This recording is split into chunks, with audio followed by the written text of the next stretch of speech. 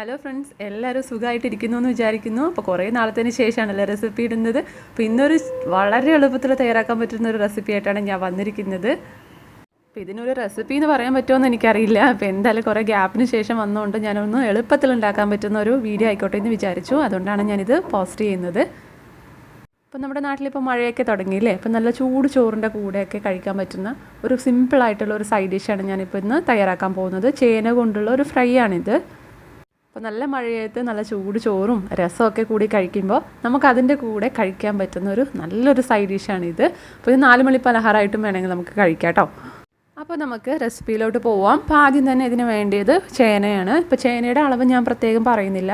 നിങ്ങൾ എത്ര പേർക്ക് കഴിക്കാൻ ആവശ്യമുണ്ടോ അതിനനുസരിച്ചിട്ട് ചേന എടുക്കുക. ഇപ്പോൾ ഇതിൽ ഞാൻ ചേന നന്നായിട്ട് മുറിച്ചിട്ട് ഞാൻ കഴുകിയിട്ടുണ്ട്. അപ്പോൾ അത് പ്രത്യേകം ശ്രദ്ധിക്കുക. ചില ചേനകളൊക്കെ ചൊറിച്ചിലുണ്ടാക്കും. അതുകൊണ്ട് നന്നായിട്ട് കഴുകിയെടുക്കാൻ ശ്രദ്ധിക്കുക. അതേപോലെ തന്നെ ഇതുപോലെ ഈ ഒരു സൈസിൽ ചതുര കഷ്ണങ്ങളായിട്ട് വേണം നിങ്ങൾ മുറിക്കാൻ വേണ്ടിയിട്ട്. അപ്പോൾ മുറിക്കുന്ന സമയത്ത് ഒരുപാട് കട്ടിയിൽ മുറിച്ചെടുക്കരുത്. അതേപോലെ തന്നെ ഒരുപാട് നേർത്തതായിട്ടും മുറിക്കരുത്. കട്ടിയിൽ മുറിക്കുവാണെങ്കിൽ നമ്മുടെ ചേന അധികം വെന്ത് കിട്ടില്ല. അപ്പോൾ ഞാനിത് മുമ്പേ വേവിച്ചിട്ട് വേണമെങ്കിൽ നിങ്ങൾക്ക് ഇത് ഫ്രൈ ചെയ്തെടുക്കാം. പക്ഷെ ഞാൻ അങ്ങനെ ചെയ്യുന്നില്ല. ഞാൻ ഡയറക്റ്റായിട്ട് ഫ്രൈ ചെയ്യുകയാണ് ചെയ്യുന്നത്. അതേപോലെ തന്നെ നേർത്തതായിട്ട് ചെയ്യുവാണെങ്കിൽ അതൊരു എന്താ പറയുക, നമ്മുടെ ചിപ്സൊക്കെ കഴിക്കുന്ന ആ ഒരു ഫീലായിരിക്കും. അപ്പോൾ നിങ്ങൾ ചോറിന് വേണ്ടി കഴിക്കുവാണെങ്കിൽ ഒരുപാട് നേർത്തതായിട്ട് മുറിക്കരുത് കേട്ടോ. അപ്പോൾ ഇതിനകത്തേക്ക് ഞാൻ ഏകദേശം 1/2 ടീസ്പൂൺ മഞ്ഞൾപ്പൊടി ചേർത്തിട്ടുണ്ട്. അതേപോലെ തന്നെ നല്ല എരിവുള്ള മുളക് പൊടി 1/2 ടീസ്പൂൺ ചേർത്തിട്ടുണ്ട്. അപ്പോൾ ഈ മുളക് പൊടിയുടെ അളവെന്ന് പറയുന്നത് നിങ്ങളുടെ എരിവിനനുസരിച്ചിട്ട് അഡ്ജസ്റ്റ് ചെയ്ത് കൊടുക്കാവുന്നതാണ്. അപ്പോൾ ഇതിന് പ്രത്യേകിച്ച് അളവൊന്നും ഇല്ല. അപ്പോൾ ഇതിൻ്റെ കൂടെ ഞാൻ കുറച്ച് കാശ്മീരി മുളക് പൊടിയും കൂടെ ചേർത്തിട്ടുണ്ട്. അപ്പം ടോട്ടലായിട്ട് ഞാൻ ഏകദേശം 1.5 ടീസ്പൂൺ മുളക് പൊടി ചേർത്തിട്ടുണ്ട്. അതേപോലെ തന്നെ കുറച്ച് ഉപ്പ് കൂടെ ചേർത്തിട്ടുണ്ട്. അപ്പോൾ ഉപ്പ് ചേർക്കുന്ന സമയത്ത് ശ്രദ്ധിക്കുക. എന്താണെന്ന് വെച്ചാൽ നമ്മളിതിനി കുഴച്ചെടുക്കണം, നന്നായിട്ടൊന്ന് മിക്സ് ചെയ്തെടുക്കണം. അപ്പോൾ വെള്ളം അധികം ചേർക്കരുത്. കാരണം ഈ ഉപ്പൊക്കെ അലിഞ്ഞിട്ട് കുറച്ച് കഴിയുമ്പോഴത്തേക്കും വെള്ളമായിട്ട് മാറും. അപ്പോൾ എല്ലാം കൂടെ മസാല ലൂസായി പോവും. അപ്പോൾ വെള്ളം കുറച്ച് ആഡ് ചെയ്തിട്ട് ഇതൊന്ന് കുഴച്ചെടുക്കുക. ആദ്യം മൊത്തത്തിലൊന്ന് കുഴയ്ക്കുക. അതിനുശേഷം ആവശ്യമെങ്കിൽ മാത്രം വെള്ളം ചെറുതായിട്ട് തെളിച്ച് കൊടുക്കുക. അപ്പോൾ ഞാനിപ്പോൾ നന്നായിട്ട് മസാലയൊക്കെ പുരട്ടി വെച്ചിട്ടുണ്ട്.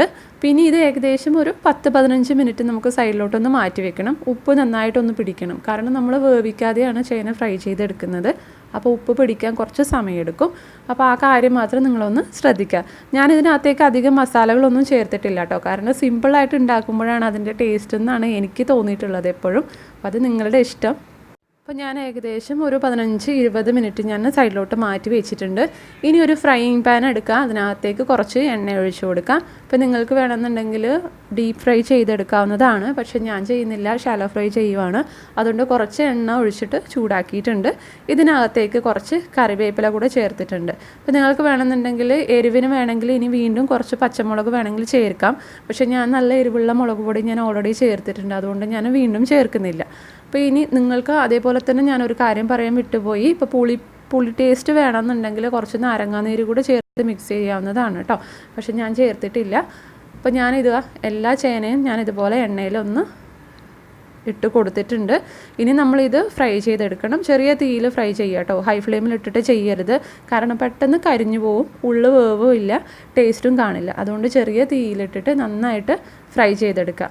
അപ്പോൾ ഒരു സൈഡ് ഫ്രൈ ആയതിന് ശേഷം നമ്മളത് തിരിച്ചിട്ട് കൊടുക്കുകയും വേണം.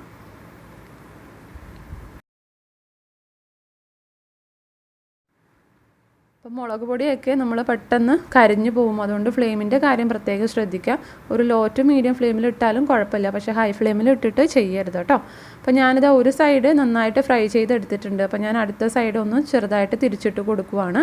അപ്പോൾ നിങ്ങളിത് എത്ര ടൈം ഫ്രൈ ചെയ്യുന്നു അതിനനുസരിച്ചിരിക്കും അതിൻ്റെ ആ ഒരു ക്രിസ്പിനെസ്. നല്ല സോഫ്റ്റായിട്ട് വേണമെന്നുണ്ടെങ്കിൽ ഒരുപാട് നേരം ഫ്രൈ ചെയ്യേണ്ട ആവശ്യമില്ല.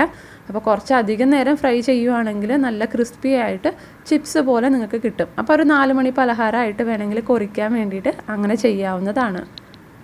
ഞാൻ എന്തായാലും ചോറിൻ്റെ കൂടെ സൈഡ് ഡിഷായിട്ടാണ് ഇതുണ്ടാക്കുന്നത്. അതുകൊണ്ട് ഒരുപാട് അങ്ങ് ഫ്രൈ ചെയ്തെടുക്കുന്നില്ല.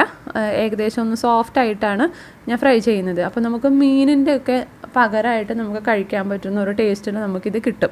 കുറച്ച് സോഫ്റ്റായിട്ട് ചോറിൻ്റെയൊക്കെ കൂടെ കഴിക്കാനുള്ള ഒരു പാകത്തിന് നമുക്ക് ഈ ചേന ഫ്രൈ കിട്ടും. അപ്പോൾ അങ്ങനെയാണ് ഞാനിപ്പോൾ ചെയ്തെടുക്കുന്നത്. അപ്പോൾ സമയത്തിൻ്റെ കാര്യത്തിൽ നിങ്ങളുടെ ഇഷ്ടം പോലെ ചെയ്യാം കേട്ടോ. അപ്പോൾ ഈ മഴക്കാലത്തൊക്കെ മീനൊക്കെ കിട്ടാൻ ഭയങ്കര പാടായിരിക്കും അല്ലേ. അപ്പോൾ മീൻ കഴിക്കാൻ ഇഷ്ടമുള്ളവർക്ക് ഇത് ഉണ്ടാക്കാവുന്നതാണ്. അതേപോലെ തന്നെ ഞാനൊരു മീനില്ലാത്ത മീൻ ഫ്രൈ എന്ന് പറഞ്ഞിട്ടൊരു റെസിപ്പി ഇട്ടിട്ടുണ്ട്. അതും നിങ്ങൾക്ക് ട്രൈ ചെയ്യാവുന്നതാണ് കേട്ടോ. അപ്പോൾ എന്തായാലും നമ്മുടെ സിമ്പിളായിട്ടുള്ള ചേന ഫ്രൈ റെഡി ആയിട്ടുണ്ട്. എല്ലാവരും ഒന്ന് ട്രൈ ചെയ്ത് നോക്കുക. അപ്പോൾ ബ്രേക്ക് കഴിഞ്ഞ് വന്നതുകൊണ്ടാണ് കേട്ടോ സിമ്പിളായിട്ടുള്ള റെസിപ്പി ഇട്ടത്. ഇനി നമുക്ക് ബാക്കി പിന്നെ വഴിയെ റെസിപ്പീസ് ഇടാം കേട്ടോ. അപ്പോൾ വീഡിയോ ഇഷ്ടപ്പെട്ടിട്ടുണ്ടെങ്കിൽ എല്ലാവരും ലൈക്ക് ചെയ്യുക. അതേപോലെ തന്നെ അഭിപ്രായങ്ങളൊക്കെ കമൻറ്റ് ചെയ്യുക കേട്ടോ. അപ്പോൾ അടുത്ത വീഡിയോ ആയിട്ട് നമുക്ക് വീണ്ടും കാണാം. താങ്ക്